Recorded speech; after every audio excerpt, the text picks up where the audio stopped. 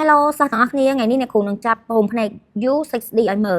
U6D នេះហាពេលដែលយើងយកទៅតយើងអាចតវាសុទ្ធក៏ស្អាតយើងតវាលាយជាមួយនឹងរោមផ្នែកផ្សេងក៏ស្អាតដែរសំខាន់គឺវាប្លែកខ្លាំងមែនតើពេលដែលយើងតគឺឃើញលទ្ធផលចេញមកផ្នែកយើងគឺខ្ជូតខ្លាំងណាចាយើងតវាសុទ្ធក៏ស្អាតយើងតវាជាមួយនឹងរោមផ្នែកផ្សេងក៏ស្អាត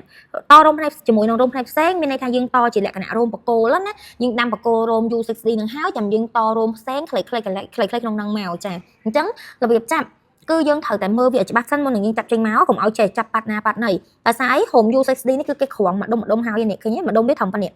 ចាម្ដុំវាធំប៉ុណ្ណឹងអញ្ចឹងយើងចាប់វាទាញវាចេញមកនេះយើងឆ្កឹះវាចាប់ទាញចេញមកប៉ុន្តែពេលដែលវាបែកបែបនេះឧទាហរណ៍យើងចាប់មកចៃដន្យស្រាប់តែបែកអញ្ចឹងគឺយើងអត់ប្រើទេព្រោះវានឹងធ្វើឲ្យខូចទម្រង់រោមភ្នែករបស់យើងអញ្ចឹងពេលដែលយើងចាប់គឺយើងត្រូវប្រុងប្រយ័ត្នដូចគ្នាចាប់វាសេរីតាគៀបនឹងឲ្យជាប់សិនហើយចាំយើងទាញវាចេញមក